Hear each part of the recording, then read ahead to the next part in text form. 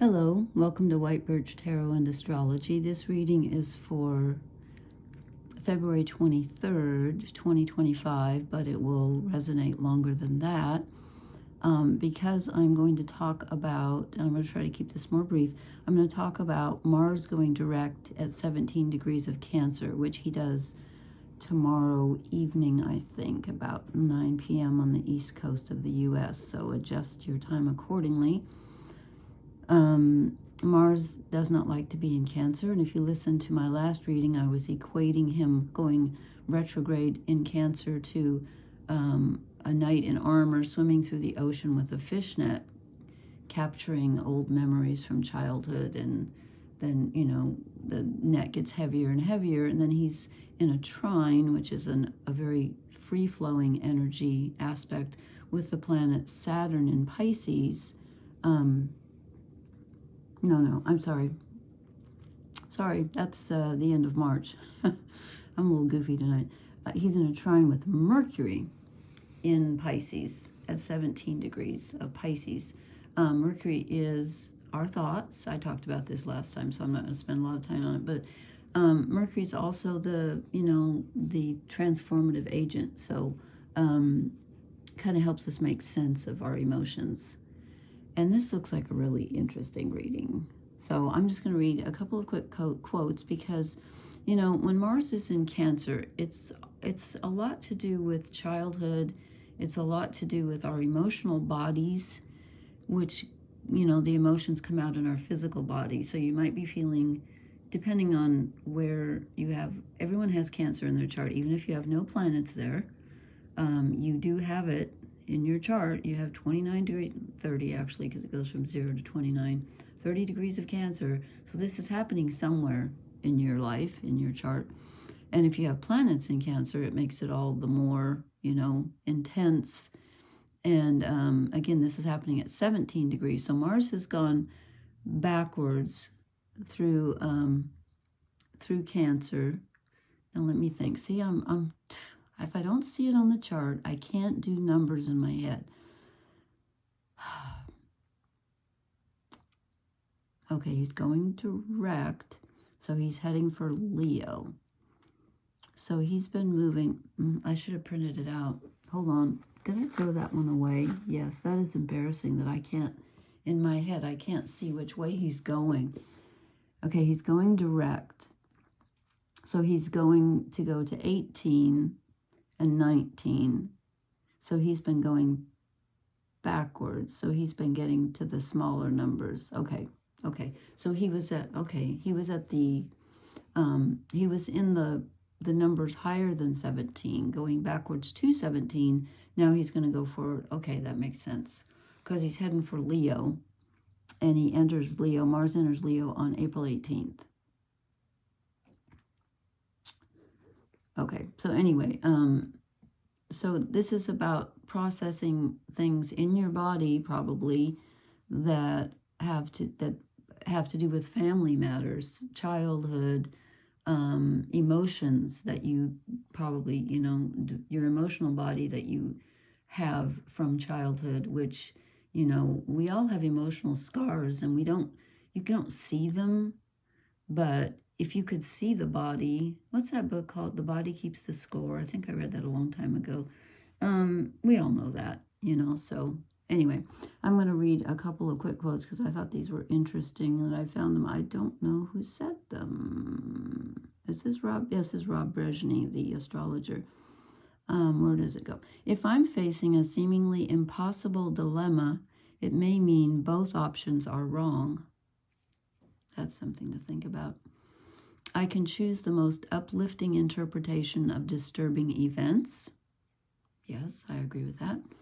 My deepest, truest self underlies and predates the personality that I acquired in early childhood. Wow, okay, that's great. I hope that's true. I think it is true. Not always easy. Okay, so I pulled some really interesting cards here. I hope I can make sense of them. I had to clarify the last one. I was like, what? Okay. They don't go up and down. I kind of was thinking about relationships on the bottom row. and, you know, overall energy on the top row. So it's really interesting, though, because we start out with the Knight of Cups. Okay, so Mars is the warrior, but he's in Cancer, which is a water sign. So we start out with water. We have the Knight. I think this is Mars in Cancer. It's emotional, tender, and yet strong. He's a Knight. And this is about, it's about giving, it's about being vulnerable. That's what I'm trying to say. It's about being vulnerable. He's exposing, I was going to say he's exposing himself. Hello. He's exposing his emotional self. Now I was going to say to this bird, those of you in the UK, we don't call women that here, but I wonder if that's where we got chicks.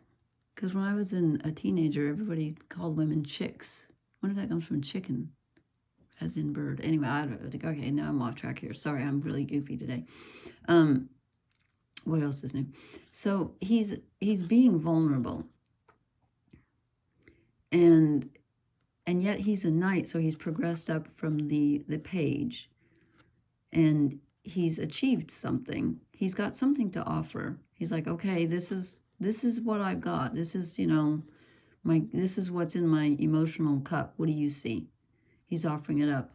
And I'm going to skip on over because I just want to show you that we're flanked on either side here by two knights. We have water, which is Cancer's water sign. And then we have earth. Well, I was going to check and see when Mars moves into Virgo. I didn't. I'll leave that in the comments. Because Mars moves into Leo after this, which is fire. Pentacles are earth. So this is, now I did say at the end of March, Mars is going to trine Saturn, which is earth. So maybe that has something to do with it. But anyway, so we're flanked on either side here by water, the emotional body, and then the solidity of reaching land. What I feel like is when Mars goes direct in Cancer. So picture this planet, this warrior swimming. Somebody says, okay, you got to swim 2 miles out in the ocean, and you're going to be all emotional about it, and you're going to be tired. And then when you get to that spot, you know, you turn around and you get to come back to land. I think this is when Mars gets out of Cancer, which again is not until April 18th. But he's, at least when he's turned around going direct, he can see the land. He's like, thank God, I'm heading back for solidity. I think that's what this is. He's patiently waiting. He's like, you know, I'll be here when you get here. It's patience. And then in the middle, we have earth. We have more earth. So we have the Two of Pentacles. This is beginning solidity. So we're kind of floating at sea, but we've picked up some things that are going to help ground us. We're starting to have things to work with. And the Two of Pentacles is also a lot about responsibility. If you'll notice, she's got baby bunnies here to take care of. So it's about being responsible.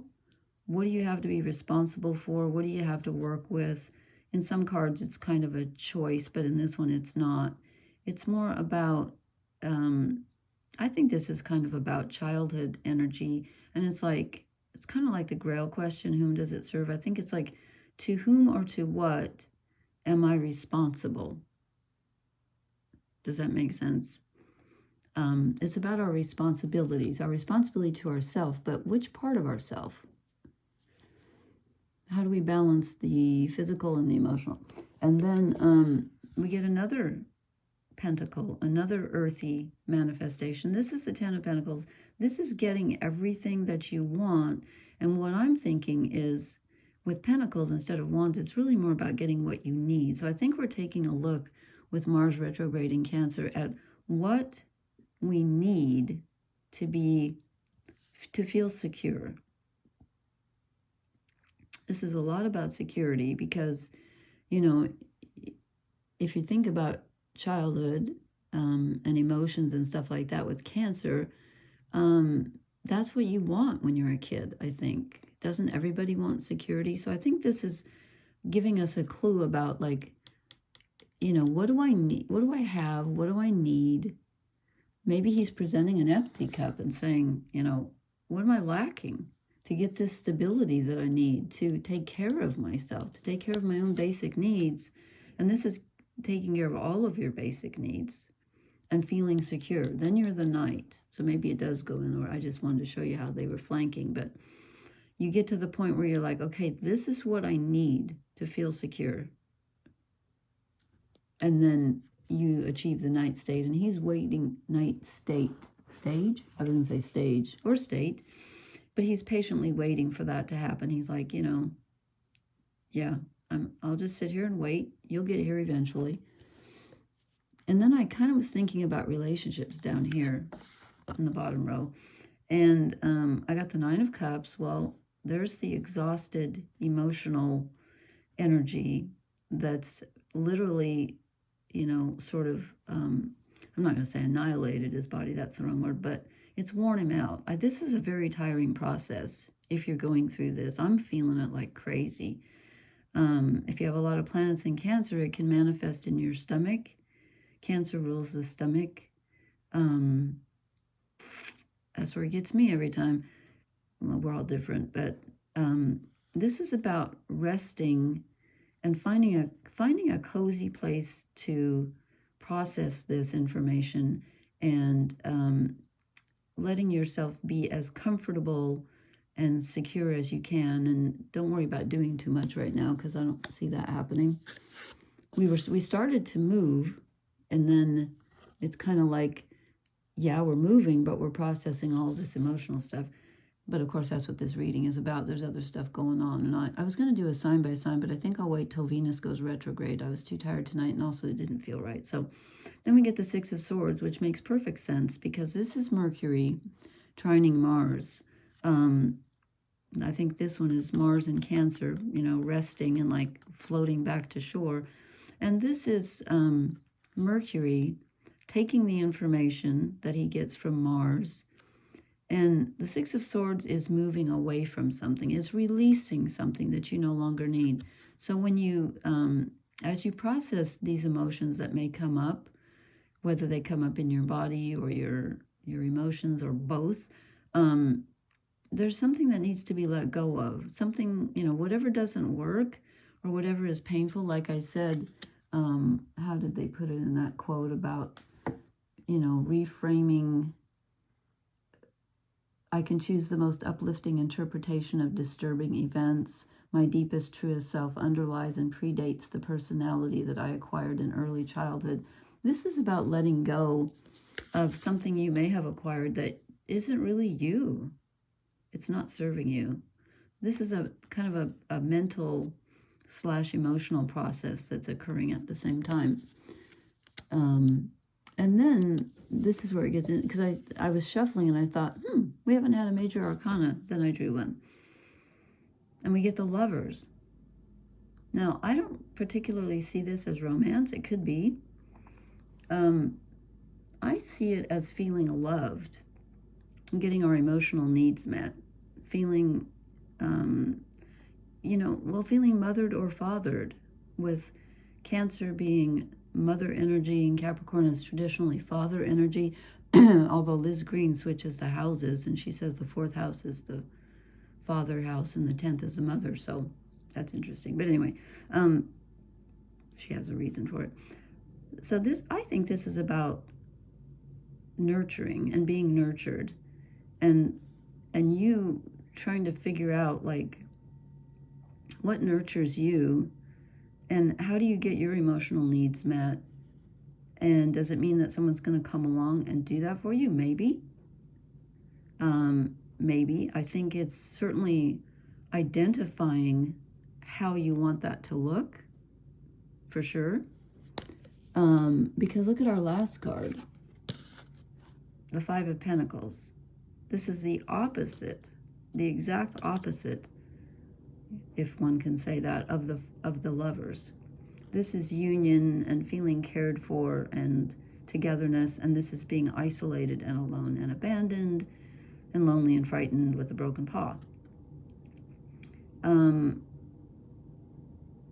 a very physical sense, it's pentacles. So I feel like I was like, okay, so we go through this process, and then we have the best of all possible worlds and the worst. I think it's like going down to that part of us that's been wounded and abandoned, whatever we were lacking, and comparing that with, well, how would it feel if I got what I needed? I asked for some clarifiers, and this is really interesting. I got 2 major arcana. I chose the rabbit deck since we had rabbits around.